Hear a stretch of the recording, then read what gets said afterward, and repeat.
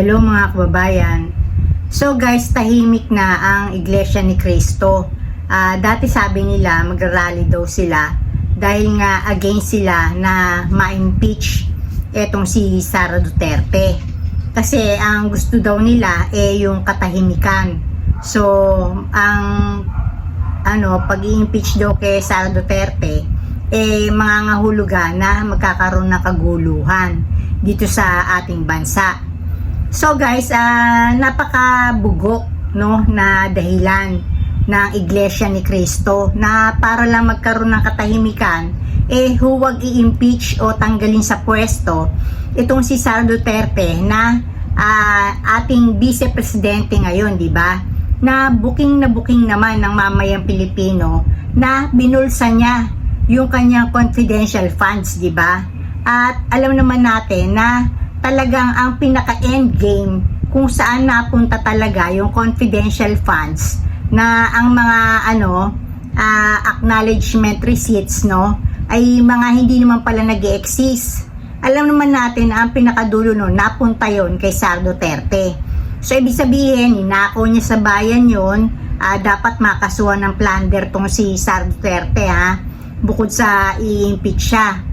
So, alam naman natin, booking na, natiwali siyang government official. Pero, ewan ko, siguro, etong Iglesia ni Cristo, nagbubulag-bulagan, dahil na rin, syempre, alam naman natin na si Congressman Marcoleta ay Iglesia ni Cristo na maka-Duterte.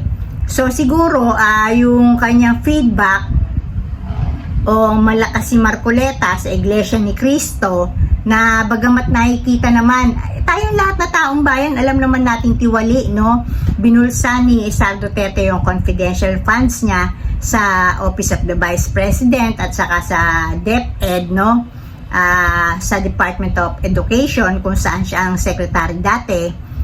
Ito nalang Iglesia ni Cristo, na naturingan na isang simbahan. Pag sinabi mo isa kang simbahan, nasa yung highest moral and integrity, na ikaw yung magtuturo sa mga nasasakupan mo kung ano ang kahulugan ng pagiging isang matuwid, na tao, lalo na kung ikaw ay may nahawakang posisyon sa gobyerno.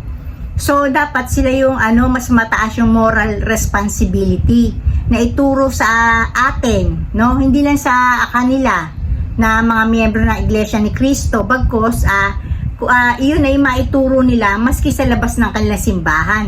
Hindi ang tinuturo nila na Iglesia ni Cristo ay para sa kapayapaan ay i-disregard na lang o wag nang pansinin at wag nang alisin itong tiwaling si Sara Duterte sa pagiging vice-presidente. So guys, itong mga politicians natin, wala kasi silang fear of God. Unang-una hindi nila kinikilala ang Diyos. Si Sara Duterte na nga, sa bibig na niya mismo nanggaling, hindi siya naniniwala sa Diyos, di ba? Kaya walang takot siyang mangulimbat at kunin ang pera ng bayan kasi wala siyang takot sa accountability niya sa Diyos, na siyang huhusga sa ating lahat once na namatay na tayo tapos dumating na yung judgment day natin, So guys, ang mga politicians natin kasi bukod sa hindi kinikilala ang Diyos, wala silang takot sa Diyos. Saan nagmumula yung walang takot sa Diyos? Kasi nga wala silang kinikilala ang Diyos. Ang mga politicians natin, nakasentro lang talaga sila sa buhay dito sa lupa. Magkakaman sila ng yaman, tapos gusto nila yung buong angkan na nila yon hanggang sa yung mga kaapu-apuan nila, mapamanahan nila ng mga nakaw na pera galing sa taong bayan, galing sa bayan, di ba? So kung baga guys, itong mga politicians, sa tingin ko lang kaya siguro na nahimik itong Iglesia ni Cristo, di natin masabi, baka nagkaroon sila ng internal na usapan na kagaya ni PBBM. Baka si PBBM maaaring takot sa Iglesia ni Cristo, pero walang dapat ikatakot sa Iglesia ni Cristo. Mabuti nga na sila ay mag-rally para mabuking na konti lang sila. So hindi marami ang Iglesia ni Cristo at hindi naman absolute na lahat ng mga yan ay sinusunod kung ano yung utos na dapat iboto. Ang bawat miyembro ng Iglesia ni Cristo, may sarili-sariling kaisipan yan. Hindi mo masasabing lahat sumusunod sa kumpas kung sino iboboto, no? So, kumbaga man, halimbawa man, aminin na natin na takot si PBBM sa Iglesia ni Cristo. Pero ako guys, ang masasabi ko sa inyong mga politiko, hindi ang Iglesia ni Cristo o anumang relihiyon ang naglagay sa inyo dyan sa pwesto, no? Hindi ang Katoliko, hindi ang Iglesia ni Cristo, hindi ang Protestante. Ang pinaka naglagay sa inyo dyan sa inyong mga posisyon, sa lahat ng politiko, no? Sa lahat ng mga government employees, no? Ay ang Diyos. Ang Diyos ang pinaka dapat niyong katakutan. Dapat takot kayo sa Diyos kasi ang Diyos ang mag-aalis sa inyo sa pwesto. Hindi naman na Iglesia ni Cristo hindi naman ang simbahang Katoliko Bagkos, kaya lang halimbawa nag-rally dun sa napatalsik, di ba? Itong si Marcos Sr., di ba? Kasi nga, hindi naman talaga yun dahil kay Cardinal Sin, na dati siyang leader ng pinakasimbahang Katoliko. Hindi. Bagkus iyon ay talagang pinaalam ng Diyos, no, na sumusobra na si Marcos Sr., gusto na niya talaga mamuno na panghabang buhay dito sa Pilipinas, kinalos na siya ng Diyos. So, kumbaga man, ginising ng Diyos ang buong kaisipan at puso ng mamayang Pilipino noong 1986, kaya nagkaroon ng people power, 'di ba? Yung EDSA rally. So hindi ang Iglesia ni Cristo dapat yung katakutan. Ang naglagay ng pwesto sa inyo diyan ang Diyos, at ang Diyos din na mag-aalis sa inyo. Kakapyangot ang Iglesia ni Cristo? Ilan lang ba sila? Sa totoo lang sa isang bayan halimbawa kunyari lang sa San Juan, napakaraming tao sa San Juan. Tapos ilan lang ang miyembro ng Iglesia ni Cristo. Ano kakatakot nyo kung kayo naman ay gumagawa ng tama? 'Di ba? Hindi kasi kayo, itong mga politiko na to, no? Ginawa nyo ng negosyo ng pamilya nyo, itong politika.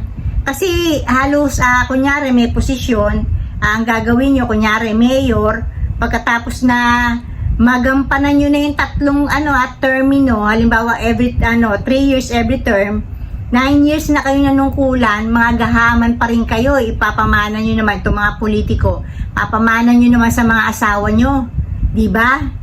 O de syempre, yung asawa nyo naman manunungkulan din ng 9 years. So kumbaga man, ikaw na tatay, mayor ka na ng 9 years kasi inubos mo na yung 3 terms mo, ay papasa mo naman doon sa asawa mo, ubusin niya yung 3 terms sa 3 years every term, 9 years, 18 years. Tapos ang mangyayari niyan, itong si tatay, mag-congressman na. Ito naman si nanay, dahil di na pwede, papasa naman doon sa anak. So, kumbaga ginawa nyo na kasing negosyo ang politika, hindi na paglilingkod ang pinakamotibo nyo.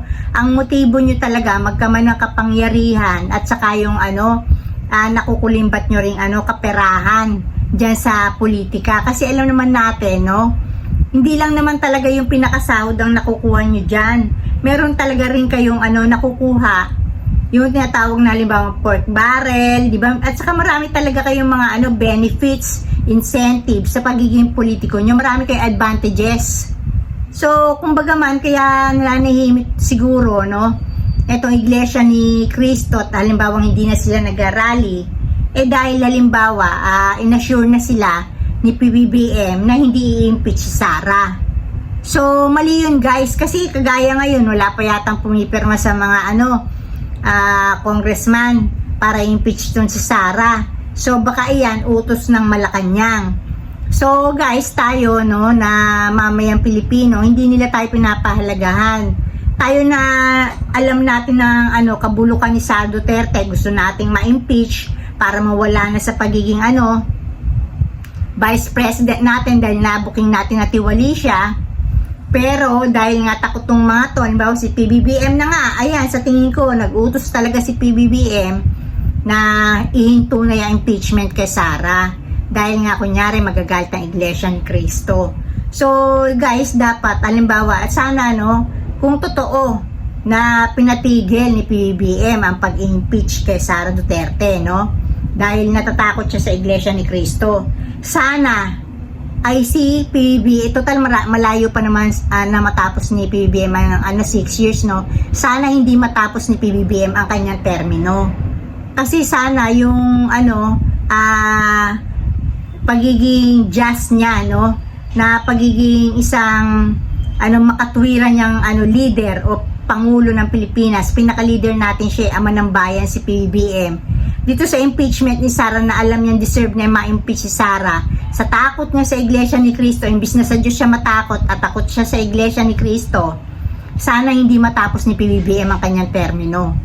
Yan sana maging kaparusahan ni PBBM, no? Ang pagbaksak niya, dahil hindi siya matuwid. Mas kinikilingan pa niya o mas kinatatakutan pa niya etong si Manalo, no, na leader ng Iglesia ni Cristo, kesa sa ating totoong Diyos na lumikha sa atin. Walang iba kundi si God the Father, God the Son, Jesus Christ, at God the Holy Spirit. Yun ang dapat katakutan. Pero sa tingin ko, kaya walang pumipirma sa Kongreso, yung reklamo impeachment, parang gusto nilang patayin. So in other words, talagang baka meron na talagang usapan na kaya hindi na kumikilos tong Iglesia ni Cristo. Dahil inassure na sila ni PBBM na walang impeachment na magaganap. Which is wrong. Sana si PBBM naman ang tamaan ng curse na wag niya matapos ang kanyang termino kung hindi may impeach itong si Sara Duterte. So, ayun lang guys, dito na ako end. Blessings everyone. Bye!